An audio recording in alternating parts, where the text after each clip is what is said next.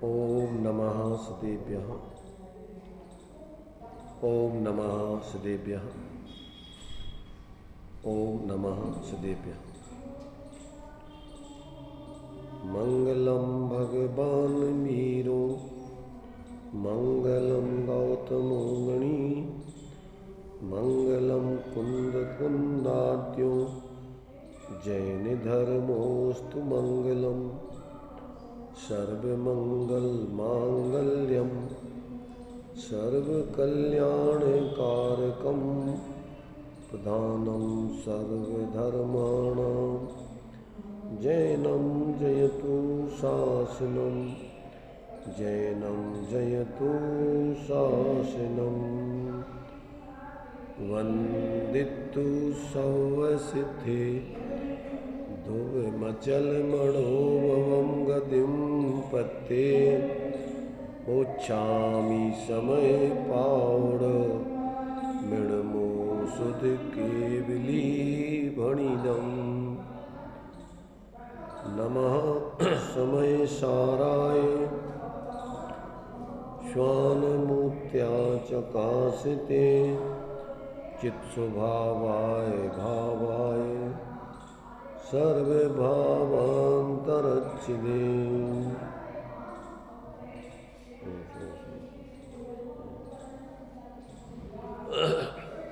विषय अपना समय सारजी ग्रंथ के माध्यम से निर्जराधिकार में ज्ञानी जीवों के किस प्रकार से बाह्य विपरीत परिस्थिति आदि होने पर भी अपनी स्वरूप की आराधना करते हुए वो निर्जरा अर्थात अपने आत्मा में शुद्धि की वृद्धि, विकारी भावों का अभाव और बंधे हुए कर्म द्रव्य कर्मों का भी क्रम से दूर करना, ये उनके जीवन में धारा प्रवाह चलता रहता है। उत्तरोत्तर उनके जीवन में स्वरूप की स्थिरता बढ़ाने के लिए ही प्रयत्न चलता रहता है। बाहर से निर्वृत्ति करने की तरफ ही उनका विशेष ध्यान रहता है। जितनी जितनी उनकी अंदर की आत्म सामर्थ्य बढ़ती जाती है, उतना उतना वो जो है बाहर से निर्वृत्त होकर स्वरूप की प्रवृत्ति करते हैं। ऐसा यहाँ पर अपने लिए ये विषय समझाया जा रहा है। तो अभी अपन ने जो 227 गाथा तक की चर्चा करने के बाद जो कलश दिए हुए थे, उन कलशों में 3 लोग को विचलित कर देने वाला ऐसा कोई भूचाल आ जाए, वज्र गिर जाए, ये 3 लोग जिससे चलायमान हो जाएं, ऐसा होने पर भी सम्यक दृष्टि अपने स्वरूप आराधना के मार्ग से च्युत नहीं होता है। वो घबराता नहीं है, भयभीत नहीं होता है। ऐसा साहस एकमात्र सम्यक दृष्टि को ही पैदा होता है, अन्य किसी में इस प्रकार की सामर्थ्य नहीं हो सकती है।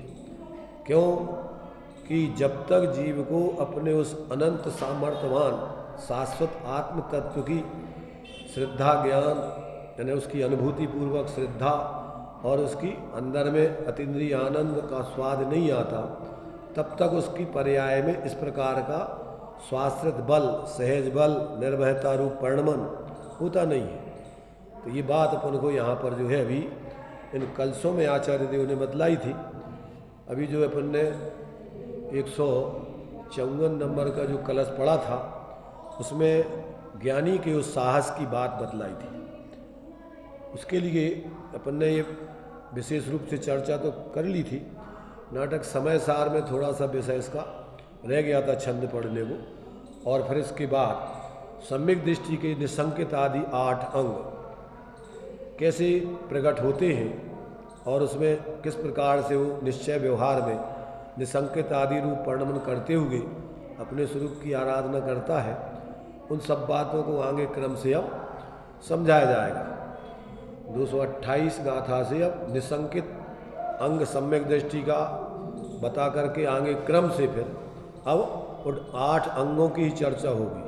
7 भयों के स्वरूप को यहाँ पर अभी इस 228 गाथा के बाद आचार्य अमृतचंद ने अलग से इन 8 जो निसंकित आदि गुण के सहचरभूत भाव हैं, ऐसे निर्भयता आदि, तो जो सप्त भय हैं, उन सप्त भयों के स्वरूप को समझाने के लिए अलग से 6 श्लोक लिखे हुए हैं। एक श्लोक आगे की गाथा के संबंधित है, तो उसकी भी अपन क्रम से चर्चा करेंगे। तो अभी चूँकि आज अपना जो रक्षाबंधन का पर्व है, वो पर्व भी इसी से संबंधित है। जो सम्यक दृष्टि के 8 अंग होते हैं, उनमें से जो वात्सल्य अंग है सम्यक दृष्टि का, वो वात्सल्य अंग का ही आज के दिन में अपने लिए विष्णु कुमार मुनिराज के माध्यम से और 700 अकंपनाचार्य आदि मुनिराजों के माध्यम से उसी घटना की जो पुनरावृत्ति माने उसकी जो स्थिति हुई थी, उसी को अपन आज के दिन दोहराते रहते हैं, समझते रहते हैं, समझाते रहते हैं, और परस्पर में साधर्मियों के प्रति कैसा वात्सल्य होता है। कदाचित अपने पद से उनको कभी अगर अनुराग साधर्मियों के प्रति विशेष आ जाए, तो कभी कभी नीचे आकर के भी उनका क्या है, संयोग आदि करने का भाव पैदा हो जाता है। अगर उनको व्यवहार धर्म की मुख्यता हो गई और निश्चय धर्म गौण हो गया, तो वो उस व्यवहार धर्म के कारण से क्या है, अपने पद से भी वो नीचे आकर के और उस व्यवहार धर्म की मुख्यता से साधर्मियों का माने वात्सल्य पूर्वक उनके ऊपर आए हुए उपसर्ग आदि को दूर करते हैं। ये बात जो है इस रक्षाबंधन के पर्व के आधार से अपन को समझाई जाती है। वैसे तो जो है ये रक्षाबंधन का पर्व अपने पूरे भारतवर्ष में मनाया जाता है। उसमें अभी विष्णु भगवान का अवतार बताते हैं, और उन्होंने बावनिया का रूप धारण करके, और वो सब उसमें भी यही कथा है लगभग रूपांतरण रूप में। हाँ, उनने अपने तरीके से उसको प्रस्तुत किया है। तो यही स्थिति जो है, मतलब एक साधर्मी वात्सल्य परस्पर में किस प्रकार से होता है जीवों को, जब तक अभी पूर्ण वितराग दशा नहीं हुई तब तक जो है वो ऐसा निश्चय व्यवहार का सुमेल बना करके उनको अंदर में अपनी निःशुद्धात्मा से ही वास्तव में मूल वात्सल्य होता है, लगाव होता है, और उसी की रक्षा करने के लिए वो अपना पूरा जीवन समर्पित करते हैं। यहाँ उनका पूरा जीवन अपने उस स्वरूप की क्या है, शुद्धि के लिए ही लगाते हैं वो। इसके अलावा उनका क्यों कि जब तक जीव अपनी परिणति में स्वाश्रय से पूर्ण शुद्धि प्रकट नहीं कर लेता, तब तक वो संसार में दुख, क्लेश, आकुलता को भोगता रहता है, चतुर्गति में घूमता रहता है। तो परमार्थ से तो वास्तव में ये सब मुख्य रूप से प्रत्येक जीव अपना अपना ही कल्याण कर सकता है, और जब तक उसको ये विधि नहीं आती है तब तक वो सुखी होने के नाम पर क्या करता है, बाहर में ही पंचेंद्रियों के विषय भोग, शरीर आदि की सुरक्षा, व्यवहारिक जीवन में ही 24 घंटे लगा रहता है। और ये तो चूँकि उसके हाथ की व्यवस्था नहीं है, उदय प्रमाण व्यवस्था जो बनने लायक है वो बनती है, जो अपन भाव करते हैं कि ये है, उसके निमित्त से जो परिस्थिति बनती है। तो ये कार्य तो जीव अनादिकाल से कर ही रहा है। क्या कर रहा है, लोक में जो अपने लिए 4 गति के दुख सुख हैं, 4 गति में क्या है, दुख सुख व्यवहार से, वास्तव में परमार्थ से तो सब दुख ही है। जिनको लोक में वो सुख मानते हैं, 5 इंद्रियों के विषय आदि को, बाह्य अनुकूलता को, पुण्य के उदय में और उसमें थोड़ी मंद कसाय पूर्वक उसमें लगने से जो अपन को ऐसे लगता है कि जैसे उसमें सुख हो, तो वास्तव में तो उसमें तीव्र दुख और कम दुख है। तीव्र कसायों में, पाप के उदय में, पाप के फल में जीव तीव्र संक्लेशित होता है, दुखी होता है, और पुण्य के भावों में और पुण्य के उदय में अनुकूलताएं मिलने पर उसको थोड़ा क्या लगता है, थोड़ी निराकुलता सी और सुख जैसा भाषित होता है, शांति सी लगती है, क्योंकि उसके विषयों का, कसायों का उसमें पोषण करने के बाह्य निमित्त मिल जाते। तो वास्तव में तो उसमें अगर उसमें भी तीव्र कसाय से भोगे तो उसमें भी फिर पाप का बंध होता, दुर्गति के पात्र होते।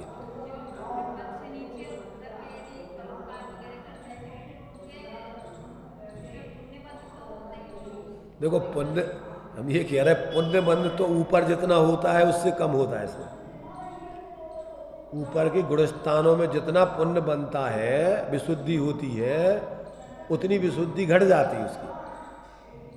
तो मतलब ये है कि पुण्य बंध तो है, परंतु उस जाति का नहीं जो ऊपर के गुणस्थानों में होता है। ऊपर के गुणस्थानों में तो और पुण्य का अनुभाग बढ़ता जाता है। तो अपने लिए इन सब बातों का बराबर जब विवेक रख करके अपन जब जीते हैं तो अपन को किसकी कितनी उपयोगिता है ये ध्यान रख करके प्रवृत्ति करते हुए वो अपने गुणस्थान प्रमाण आत्महित करते हुए पर के हित में जो सहजता में लगता है वो ही साधकों के जीवन में होना चाहिए, होता है। परंतु अपने परमार्थ पद से च्युत होकर नीचे के पद में आकर कार्य करना परमार्थ से योग्य नहीं है सिद्धांत की दृष्टि से। मोक्ष मार्ग प्रकाशक जी में दिया ना कि वैसे तो विष्णु कुमार जी को ये कार्य करना परमार्थ से योग्य नहीं था, ऊंचा काम छोड़ के ये तो गृहस्थों का नीचे लोगों का काम था। पर अब चूंकि उस समय ऐसी परिस्थिति बनी कि उनको इस प्रकार का कोई दिखा नहीं, उनकी सुरक्षा का और उनके ऊपर उपसर्ग दूर करने का भाव, तो उनके लिए तात्कालिक भाव हो गया और उन्होंने उसका निवारण करके तत्काल प्रायश्चित लेकर और फिर अपनी यथार्थ स्थिति में वो आ गए। तो इतना वो जानते थे कि हम इस कार्य को करके और उसका प्रायश्चित आदि लेकर के हम अपना फिर जो है स्थितिकरण करके माने अपने स्वरूप में स्थित होकर उत्कृष्ट अपनी आत्माराधना करेंगे और फिर वो तो उसी भाव से मोक्ष गए। जो विष्णु कुमार मुनिराज हैं वो अपने लिए इसकी कथा पूरी पता होने चाहिए। थोड़ी सी अपन उसको एक बार रिवीजन कर लेते हैं संक्षेप में। देखो, हस्तिनापुर के राजा महापद्म चक्रवर्ती थे। कौन थे? 9वें चक्रवर्ती थे, मल्लीनाथ भगवान के शासन काल में हुए, 19वें तीर्थंकर। तो वो हस्तिनापुर के राजा थे, अरे चक्रवर्ती थे, वहाँ उनका जन्म हुआ और वहाँ जो है वो जो है वहाँ का राज्य करते थे। और उन्हीं के जो है ये पद्म और विष्णु कुमार 2 पुत्र ये हैं। कौन से? बाद में क्या हुआ कि जब उनके लिए संसार, वो भी मोक्ष गए उसी भाव से, क्योंकि जो 12 चक्रवर्ती हुए हैं उनमें से 8 चक्रवर्ती तो मोक्ष गए, 2 चक्रवर्ती नरक गए और 2 चक्रवर्ती स्वर्ग गए। तो मोक्ष जाने वालों में ये महापद्म चक्रवर्ती भी है, 9वें नंबर के चक्रवर्ती है। 10वें नंबर के शुभम, 11 नंबर के जयसेन, 12 नंबर के ब्रह्मदत्त, ये 12 चक्रवर्ती। तो ये जो महापद्म नाम के जो राजा चक्रवर्ती थे ये अपना राज्य करते करते और इनको संसार शरीर भोगों से वैराग उत्पन्न हो गया। तो ये जो है दीक्षा लेने के लिए तैयारी की। तो ये जो विष्णु कुमार थे उनके बड़े पुत्र थे, उनको राजपाट देने के लिए उनके लिए कहा। तो उन्होंने पूछा कि पिताजी ये बताओ कि राजपाट आप क्यों छोड़ रहे हो? आप जो है इस राजपाट का त्याग क्यों कर रहे हो? तो उन्होंने कहा कि भाई हमारे लिए अब आत्मकल्याण करना है और हमारे लिए आत्मकल्याण में राजपाट बाधक है, परेशानी का कारण है, इसलिए हम इसको त्याग करके और फिर अपने उत्कृष्ट अपने स्वरूप आराधना करके आत्मा का पूर्ण हित करेंगे। तो न्याय तो ये है कि पिता अपने बच्चों को अच्छी चीज देता है, बुरी चीज तो देता नहीं है। जो अब उसका हितैषी होते हैं तो अपने बच्चों को बुरा कार्य सौंप करके क्यों इस प्रकार से, जब आप इसको बुरा जान रहे हो और छोड़ रहे हो तो हमें क्यों देना चाहते? इसलिए हम भी जो है इसको स्वीकार नहीं करेंगे।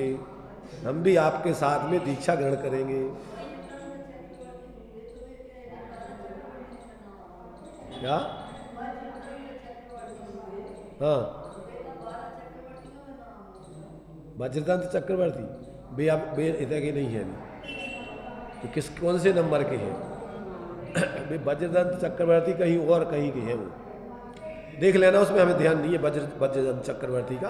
पर अपने यहाँ तो 12 चक्रवर्ती जो है वो जो है उसकी लिस्ट दी हुई है, उसमें देख लेना। क्या? हाँ, वो पूर्व भाव के चक्र है शायद, वो अभी वर्तमान के नहीं। हाँ, उसमें देख लेना। तो ये जो है क्या है, उन्होंने कहा विष्णु कुमार जी ने, उनके बड़े पुत्र ने, कि आप जिस चीज़ को बुरा जान रहे हो इसको हम भी स्वीकार नहीं करेंगे। और उन्होंने भी उसको स्वीकार नहीं किया, और उन्हीं के साथ में उन्होंने सागर चंद्र आचार्य के पास जा कर के और दीक्षा ग्रहण कर ली दोनों लोगों ने। और वो अपनी इन्होंने क्या किया कि जब इन्होंने स्वीकार नहीं किया विष्णु कुमार जी ने, तो इनके छोटे भाई जो थे पद्म, उन पद्म नाम के छोटे भाई के लिए और वो राजपाट सौंप करके दोनों ने दीक्षा ले ली। दीक्षा लेकर के अपनी साधना में लग गए। अब उसी समय एक घटना और घटी। अवंती देश के उज्जैनी नगरी में क्या हुआ, अकंपनाचार्य आदि 700 मुनिराज विहार करते हुए वहाँ पर जो है वो पहुँचे, और वहाँ के जो है गांव के बाहर जंगल में बगीचे में अपनी साधना कर रहे थे। तो नगर के लोग उनकी वंदना के लिए राजा सहित आए। श्री वर्मा नाम के वहाँ के राजा थे, और उनके बलि, नमुची, प्रहलाद, शुक्र आदि जो है ये उनके 4 मंत्री थे। तो ये जो है सब वंदना करने के लिए वहाँ पर मुनिराजों की जो है वो चूँकि धर्म के जो राजा श्री वर्मा थे वो सच्चे धर्म के अनुयायी थे, तो वो जो है मुनिराजों की वंदना करने के लिए आए। और जो अकंपनाचार्य मुनिराज थे उनने अपने अवधि ज्ञान से देखा कि इनके साथ में आने वाले जो मंत्री हैं ये धर्म के विरोधी हैं, इसलिए अभी अपने लिए सबके लिए मौन धारण करके किसी प्रकार से इनसे कोई चर्चा आदि नहीं करना चाहिए। आचार्य अकंपन ने क्या किया, अपने संघ को सबको आदेश दे दिया। और उस समय ये विष्णु कुमार मुनिराज आहार को गए हुए थे, तो इनको पता नहीं था उसका।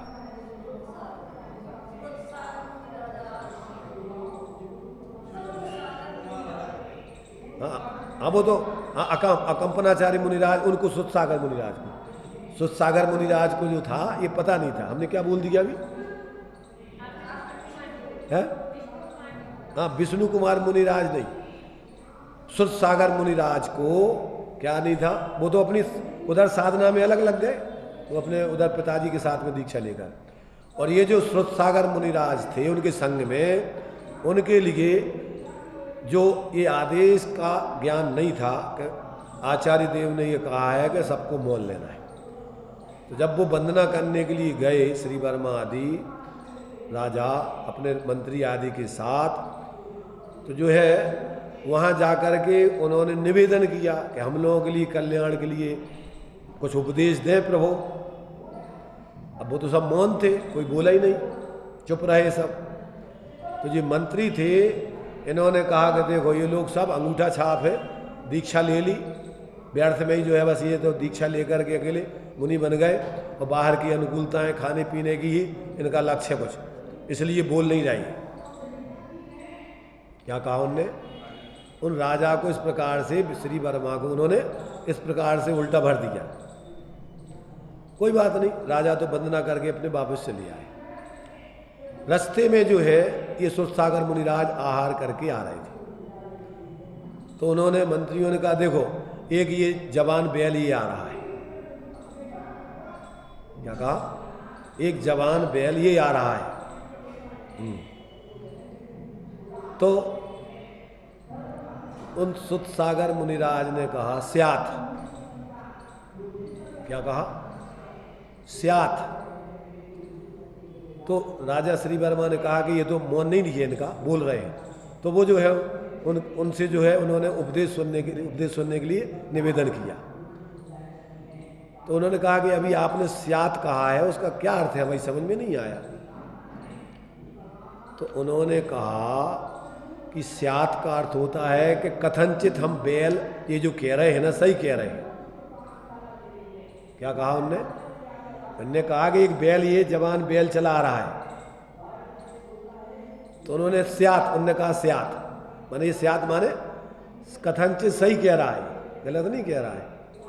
फिर उन्होंने पूछा कि भाई ये क्या आपने कहा, स्यात् का क्या अर्थ होता है? तो उन्होंने कहा ये स्यात् का ये अर्थ होता है कि जीव संसार में चतुर्गति परिभ्रमण करते हुए 4 गति 84 लाख योनियों में अनेकों बार सब कुछ बनता है।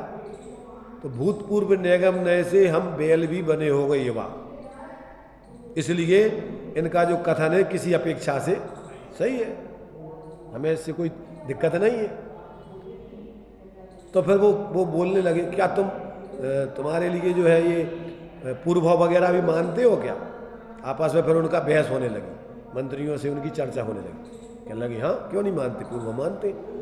अब भी मंत्री तो कहते कोई पूर्वभाव वगैरह नहीं होता है, वर्तमान में जो कुछ है बस वही है, आगे पीछे का कोई भाव नहीं होता है।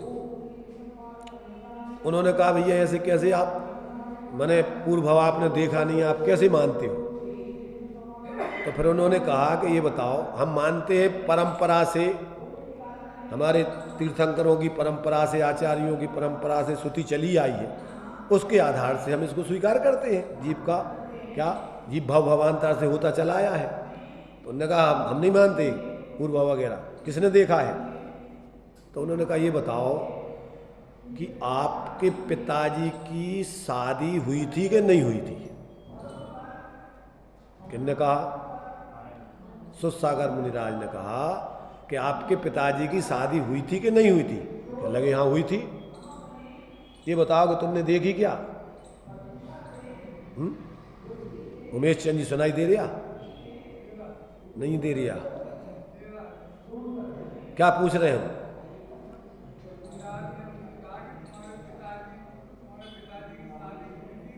हाँ तो हाँ तो उनने क्या कहा? अरे बाकी तुम बताओ ना, और हम तो क्या बताएं हैं? क्यों नहीं देगी?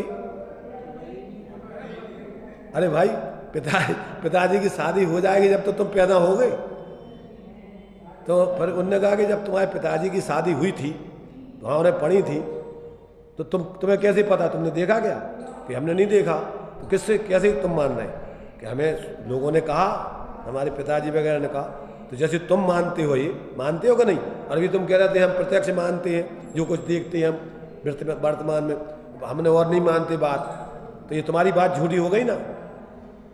तो इस प्रकार से उस राजा के सामने ही वाद विवाद में वो पराजित हो गए, उनकी बेइज्जती हो गई। और बेइज्जती हो जाने से क्या हुआ कि उनको लगा गुस्सा कि इसने अपनी जो है मैंने बेइज्जती कर दी। राजा की नज़रों में जो है मुनिराज विद्वान, समझदार, विद्वान, बहुत ही ज्ञानी समझ में आए, और इनकी बेइज्जती हो गई। तो अब ये मैंने तिरस्कृत हो गए।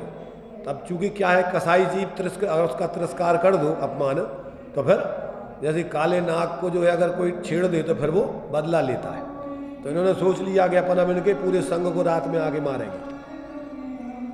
ऐसा सोच करके अब वो रात्रि में जो है मारने की सोच करके वो चले गए रास्ते। इधर जो है सुरसागर मुनिराज जब संघ में पहुंचे तो अपने आचार्य श्री से उन्हें अपना निवेदन किया, रास्ते की जो घटना घटी। तो उन्हें आचार्य देव ने कहा कि भैया तुमने अच्छा कार्य नहीं किया, ये बहुत बड़ा अनर्थ कर दिया। अब ये सारे संघ पर उपसर्ग आने वाला है। तो उन्होंने कहा क्या करें अब आचार्य देव, गलती तो हो गई। तो उन्होंने कहा भाई देखो, अब इसका उपाय तो बस एक ही रह गया है कि आपका जहाँ विवाद हुआ था उनसे, आप जाकर के वहीं खड़े हो जाओ और आप ध्यानस्थ होकर के वहीं ध्यान करो, ताकि सारे संघ के ऊपर आने वाला उपसर्ग दूर हो जाए। आचार्य का आदेश स्वीकार करके सिरोधारी करके और वो चले गए और वहाँ जाकर के उसी स्थान पर जाके खड़े हो गए। वो लोग रात्रि में जो है योजना बना करके और संघ के ऊपर उपसर्ग करके मानने की दृष्टि से आए, तो सोचते चले आ रहे थे कि अपन तो पूरे संघ को मार देंगे, पर उसमें से किसी दूसरे के अपन संघ को क्यों मारेंगे पूरे को, जिससे अपना विवाद हुआ है, जिसने अपन को अपमानित किया है, अपन तो उसी को मारेंगे। तो ऐसी चर्चा करते हुए चले आ रहे थे। फिर ऐसे चर्चा करते हुए चले आ रहे, तो रास्ते में जहाँ विवाद हुआ था वहीं वो मुनिराज ध्यान में खड़े, चलो ये अपना शत्रु तो ये चलो यहीं मिल गया। और वो तलवारें लेकर के आए हुए थे और उन्होंने उनको मारने के लिए जैसे तलवारें ऊपर उठा के मारने के लिए तैयारी की, और वहाँ के बंदे देवता ने उनके तलवारों को हाथ को कील दिया और शरीर पूरा का पूरा वहीं स्थिर होकर के ज्यों के त्यों मैंने स्थिर होकर के वो रात भर खड़े रह गए। देव जो भी धरणेन्द्र वगैरह होते ना, बंदे होता मैंने धरणेन्द्र वगैरह, उस धरती के इंद्र, उसकी सुरक्षा करने वाले जो, उसको उनको कील दिया। अब वो खड़े रहे रात भर। सुबह जब जनता उनके मुनिराजों के दर्शनों के लिए निकल रही थी तो देखा कि अरे ये क्या हुआ, मुनिराज के ऊपर जो तलवारें लेकर के मंत्रियों ने उपसर्ग किया। राजा को पता पड़ा, राजा ने विनंती की तो उस देवता ने जो है उनके कीलना जो दूर कर दिया और दूर किया उपसर्ग। और जो है क्या है कि राजा ने देखा कि अरे ये तो बहुत दुष्ट हैं, इन्होंने तो इस प्रकार का अपराध किया। तो फिर जो है राजा ने उनके लिए देश निकालने का आदेश दे दिया और उनको अपने नगर से निकाल दिया, अपने देश से प्रांत से उनको अलग कर दिया। तो ये जो है फिर यहाँ से जब निकल गए तो जा कर के फिर वो जो हस्तिनापुर पद्म राजा थे उनके ऊपर कोई पड़ोसी कोई राजा ने, सिंहरथ नाम के कोई राजा ने उनके ऊपर आक्रमण करके वो परेशान कर रहा था। तो इन्होंने जो है इन मंत्रियों ने उनका सहयोग करके उस राजा को कैद करके और इनको विजय दिलाई। तो उस समय प्रसन्न होकर के उन पद्म नाम के जो राजा थे विष्णु कुमार के छोटे भाई, उन्होंने जो है क्या है उनसे प्रसन्न होकर के कहा कि तुम कुछ मांग लो। तो इन्होंने जो है बलि मंत्री वगैरह ने कहा कि अभी हमारा वरदान, जैसे कैकेयी ने कहा था ना कि सुरक्षित रखो, जब हमें ज़रूरत होगी तो हम ले लेंगे, ठीक है। इस प्रकार से समय बीतता गया। अब विहार करते हुए कंपनाचारी आदि मुनिराज उधर हस्तिनापुर तरफ पहुंच गए।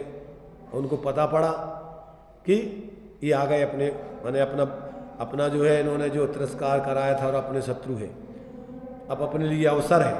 और उन्होंने राजा से कहा कि हमारा वर हमारे लिए दे दो, 7 दिन के लिए हमारे लिए राज्य चाहिए।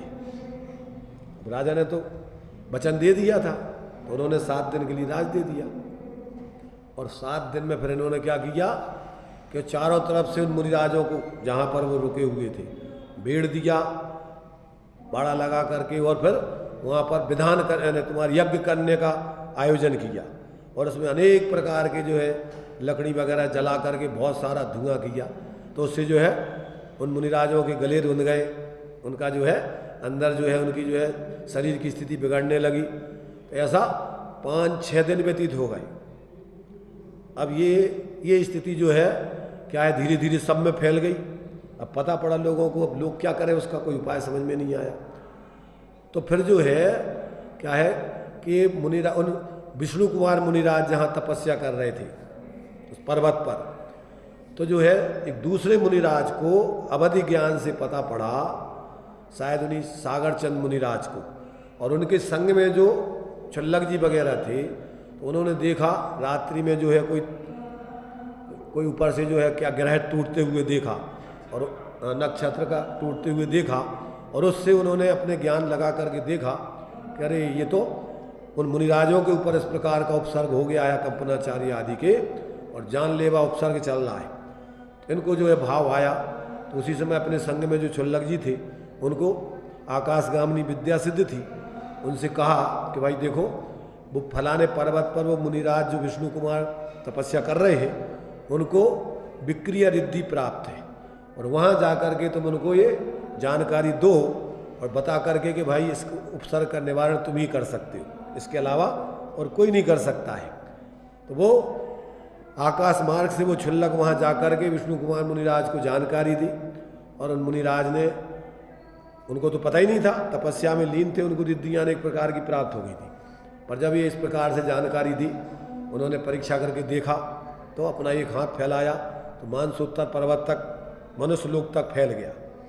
तो उन्होंने कहा कि हाँ ठीक है, रिद्धि हमें प्राप्त है। और वो अपनी वहाँ जा कर के विक्रिया माने रिद्धि से, और वहाँ जा कर के उन्होंने फिर अपने भाई से कहा कि भाई तुम अपना रूप वेश बदल करके, माने माने मुनिराज का वेश छोड़ करके उन्होंने रिद्धि से वहाँ पहुँच गए वो सामान्य अवस्था में, और वहाँ जा कर के फिर अपने भाई से कहा कि तुम क्या कर रहे हो।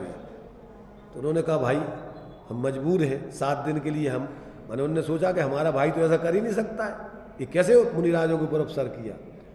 तो वहाँ जा कर के फिर उन्होंने कहा कि ऐसी ऐसी परिस्थिति है, अब आप ही करो इसका कोई निवारण जो भी हो। तो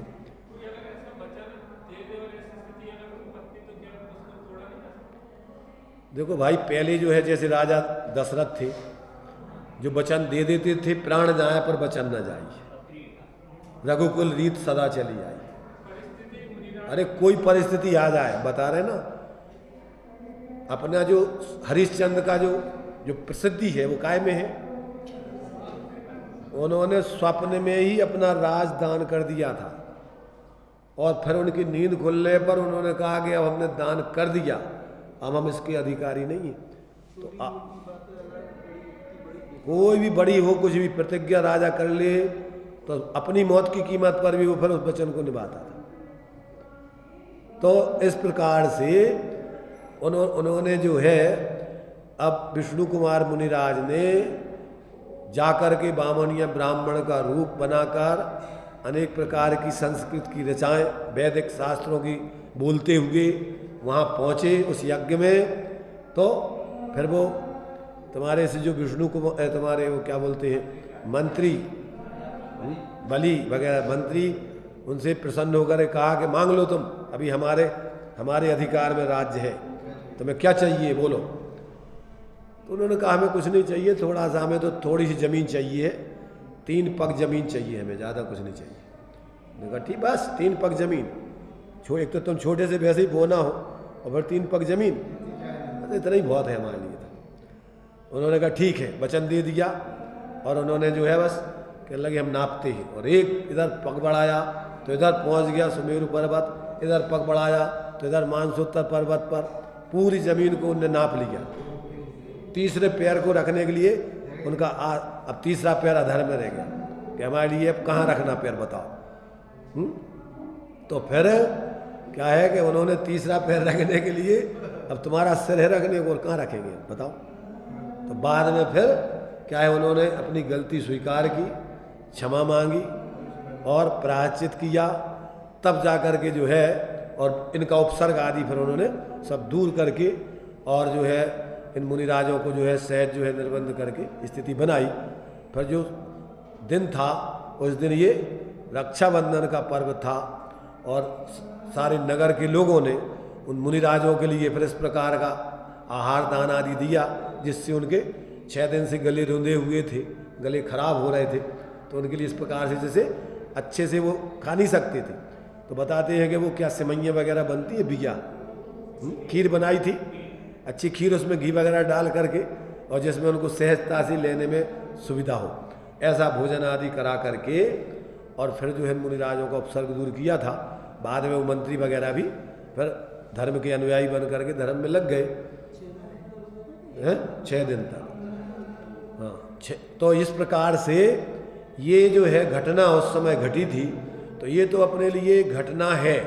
अब इसमें से अपन विचार करो कि अपन को शिक्षा क्या लेना है इसमें से।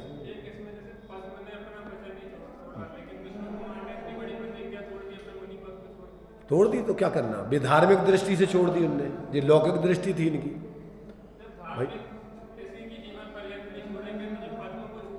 अरे भाई, वो मुनिराज की प्रतिज्ञा जो है कदाचित छूटने की व्यवस्था है। जैसे मान लीजिए समंत्र भद्राचार्य ने छोड़ी थी, तुम्हारे माघनंदी आचार्य ने छोड़ दी थी, ऐसी व्यवस्थाएं हैं छोड़ने की। अब छोड़ी जाती होती तो वो छोड़ देते ना। एक बात सुनो, आप सुनो, अब ये तो हो गई अपन ने एक व्यवहार की बात। परमार्थ से तो जिस समय उनकी जैसे औदिक भाव होना है वैसे ही होते हैं। इनके पाप का उदय आया है तो उस समय कोई निवारण करने में समर्थ नहीं, इंद्र, जिनेंद्र और कोई भी नरेंद्र। ये वस्तु व्यवस्था है। इसलिए ये तो अपन व्यवहार से सोच रहे ऐसा कर लेते, ऐसा कर लेते, परंतु भगवान के ज्ञान में नोद थी क्या कि इस समय एक घटना घटेगी, ऐसा ही होगा। उसे बदलने के लिए इंद्र, जिनेंद्र, अयमेंद्र कोई समर्थ नहीं है। तो ये अपन को जब तत्व का ज्ञान होता है तो फिर ऐसा कल्पना नहीं चलती, ऐसा हो सकता था, ऐसा नहीं हुआ, ऐसा क्यों नहीं किया। जो होने लायक है वो होगा, होनी तो हो के रहे, अनहोनी ना हो, तो उसको कोई टालने में समर्थ नहीं है। इसलिए अब समर्थ तो अपन है, अपन अपनी सुरक्षा करने में। तो जैसे अपन देखो वो घटना घटी, अब उससे अपन को क्या प्रेरणा लेना, क्या शिक्षा लेना, मूल तो ये है कि उस घटना घटने में अपन को दो परिस्थितियां मूल समझने लायक है कि एक तो श्रुत सागर मुनिराज ने क्या किया, जिनवाणी का उपदेश का उल्लंघन किया। क्या किया, क्या बतलाया है, विपरीत वृत्तौ माध्यस्थ भावम विद्या विवादाय धर्म मदाय शक्ति परेशान परिपीड़नाय खलस्य साधु विपरीत मेतत् ज्ञानाय दानाय च रक्षणाय। क्या अर्थ हुआ, विद्या ज्ञान खल दुर्जन व्यक्तियों के लिए वाद विवाद करने के लिए होता है, सज्जनों के लिए तो काय के लिए होता है, ज्ञान दान देने के लिए। जहां वाद विवाद की स्थिति बने वहां वो चुप हो जाएंगे, मध्यस्थ हो जाएंगे, बोलेंगे नहीं। वाद विवाद नहीं किया वहां तो उन्होंने, लोगों ने धर्म क्या, वहां तो विवाद नहीं किया। वाद माने वो धर्म का स्वरूप बताओ, तुम बताओ, हम बता रहे सही क्या है, इसके लिए था। वो विवाद करने के लिए नहीं था, शास्त्रार्थ था वो, वाद विवाद नहीं था। क्या था वो, शास्त्रार्थ किया है। तो शास्त्रार्थ माने क्या होता है, शास्त्र का सही अर्थ बताना कि ये तुम मान रहे हो ये सही वस्तु स्वरूप नहीं है, सही वस्तु का। तो ये तो जनता की तरफ से उसमें जो है सभाओं में खुलेआम शास्त्रार्थ करने की विद्वानों के लिए छूट होती थी। तो ये वाद विवाद करने के लिए नहीं थे वो। इसलिए ये अपने लिए जो है सबसे पहले अपन को जो शास्त्रों का आदेश उपदेश है, अपने लिए संदेश है, अगर उसका उल्लंघन करोगे तो ना तो अपना कल्याण कर पाओगे ना दूसरों का कल्याण होगा। तो विद्या विवाद के लिए नहीं होना चाहिए, ज्ञान दान के लिए होना चाहिए। जहाँ जरूरत पड़ जाए दूसरों के लिए उसका ज्ञान दान दो, और अगर विवाद की नौबत आवे तो माध्यस्थ भावम विपरीत वृत्तौ, ये अपन को प्रेरणा लेना उससे। तो अपने लिए विद्या अज्ञानी खल दुष्ट व्यक्ति क्या करता, विद्या विवादाय धनम मदाय, धन होता है तो क्या करता है वो, दुष्ट व्यक्ति, अविवेकी व्यक्ति, मूर्ख व्यक्ति धन का अहंकार करके अपना मान का पोषण करता है, दंभ करता है, दूसरों को नीचा दिखाता है। और सज्जन पुरुषों का क्या है, ज्ञानाय दानाय, विद्या दान ज्ञान के लिए और धन दान के लिए, परोपकार आदि के लिए, स्वपरहित के लिए, वो काय के लिए नहीं, मद के लिए नहीं, अहंकार के लिए नहीं, दूसरों को नीचा दिखाने के लिए नहीं। तो ये बराबर विवेक होने चाहिए।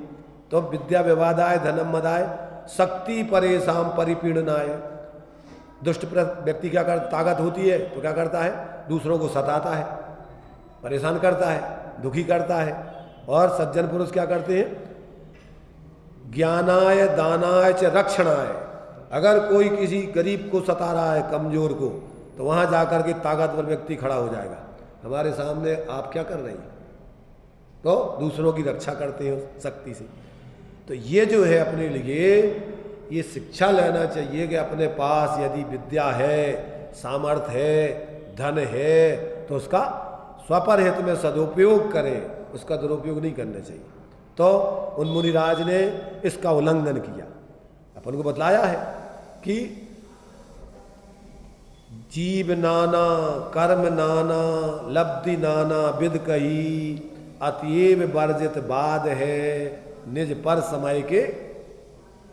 वाद विवाद तो किसी से मत करो। क्यों कि अनेक प्रकार की जीव हैं, उनके अनेक प्रकार के कर्मों के उदय हैं, उनकी लब्धियां ज्ञानादिक की क्षयोपशम हैं।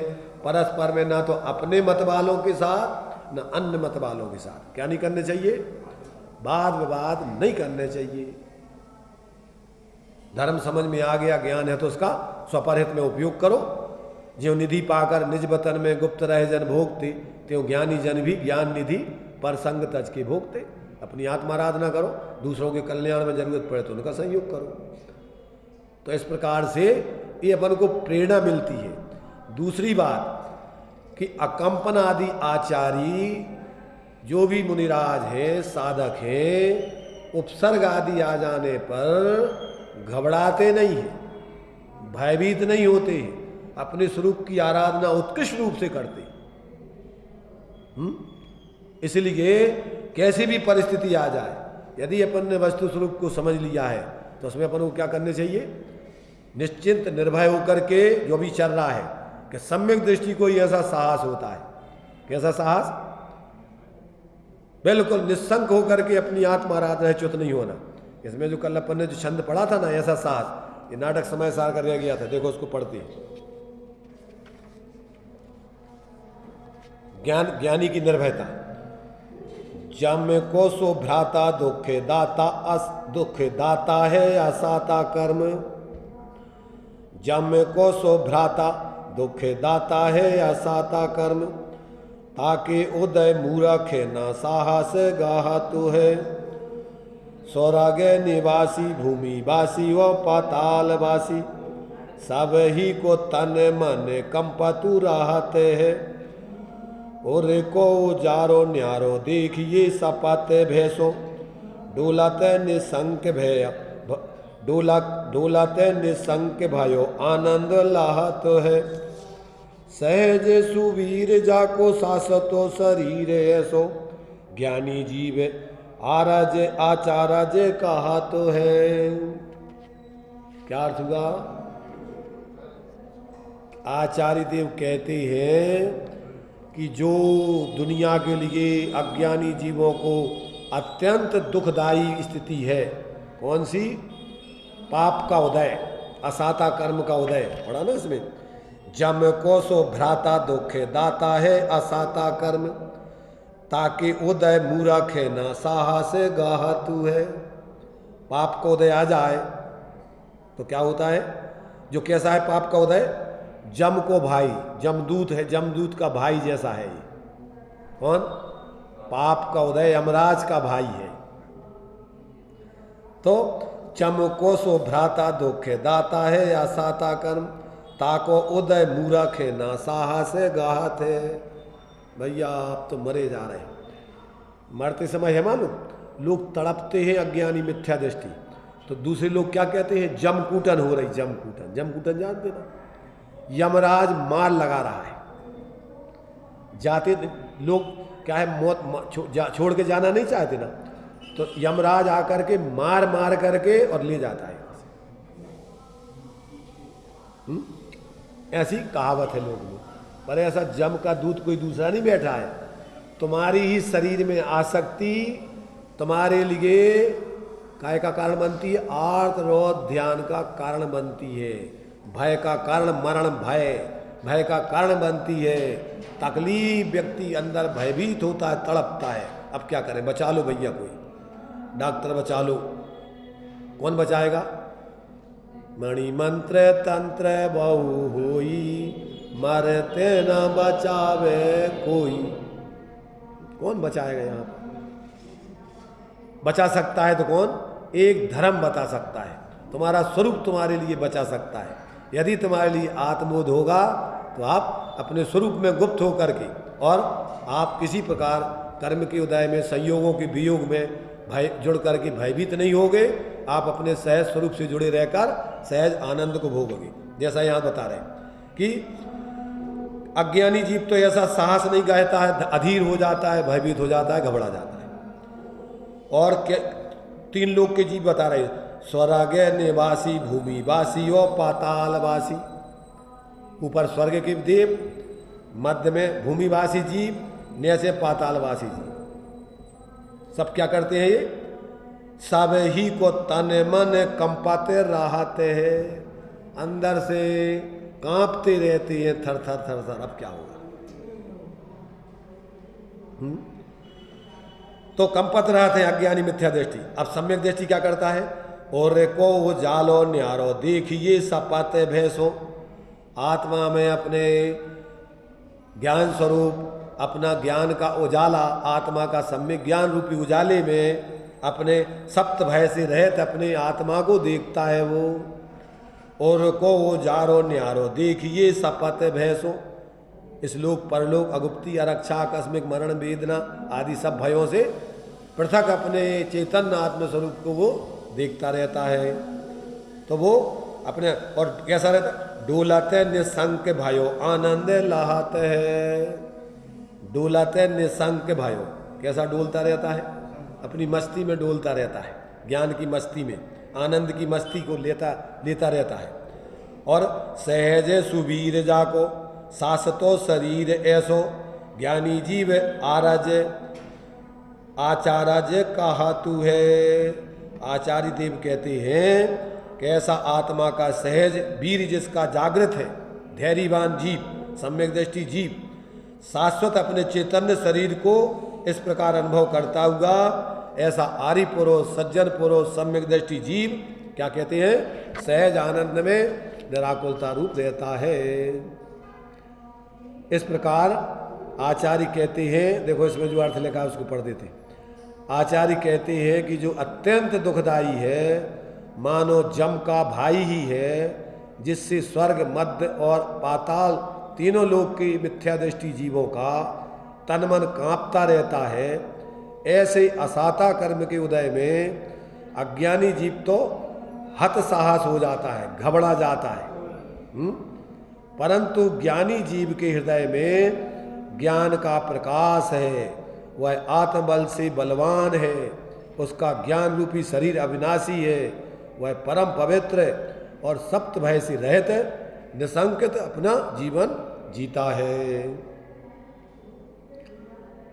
तो 700 मुनिराज निर्भय होकर के, निसंक होकर के अपनी अंदर की आत्मा की मस्ती में डोल रहे थे। बाहर में कसाई जी भले ही उपसर्ग करके प्रसन्न हो रहे हो, परंतु इनकी प्रसन्नता तो रौद्र ध्यान है और उनका आनंद अतीन्द्रिय आनंद, सहज शांति का भान है।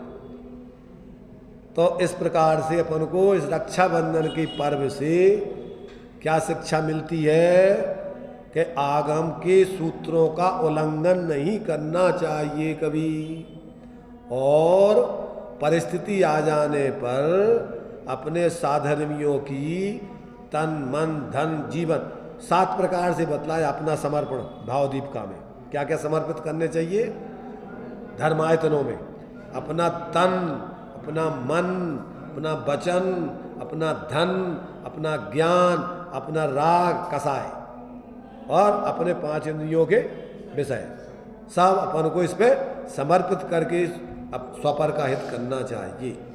ऐसा जो है अपन को ये रक्षाबंधन की कथा पर्व अपने लिए प्रेरणा देता है कि तुम इन 4 मंत्री थे ना, जैसे ऐसे मिथ्यात्व के साथ में जो अनंतानमंदी आदि 4 अपने दुष्ट आत्मा को दुख देने वाले, इनसे अपनी आत्मा की रक्षा करो।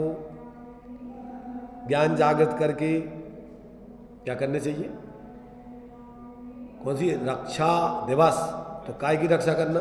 अपने स्वरूप की रक्षा करो, सम्यक दर्शन ज्ञान चारित्र आदि को प्रकट करके मिथ्यात अज्ञान कसायों से, और बाहर में यथायोग साधर्मियों का भी एक दूसरे का संयोग करते हुए स्वपर की आत्माराधना करना चाहिए।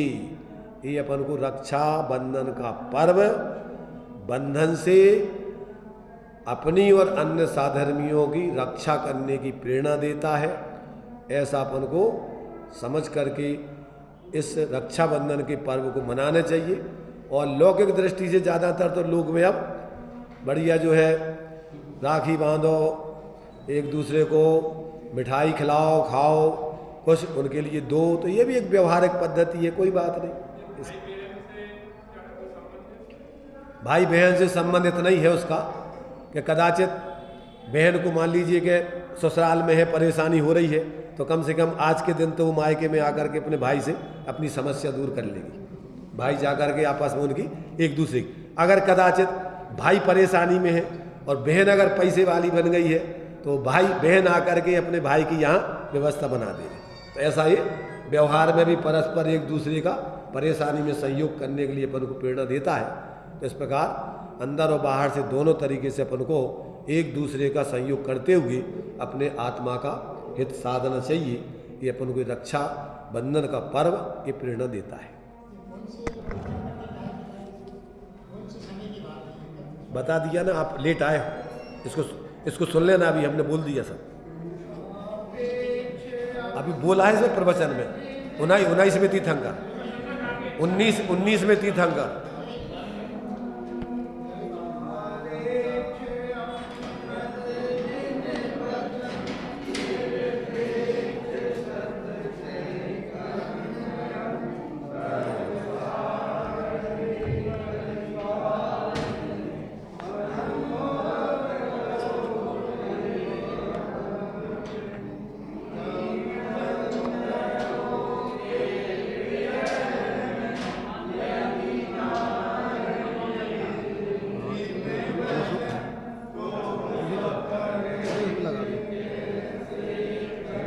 लगा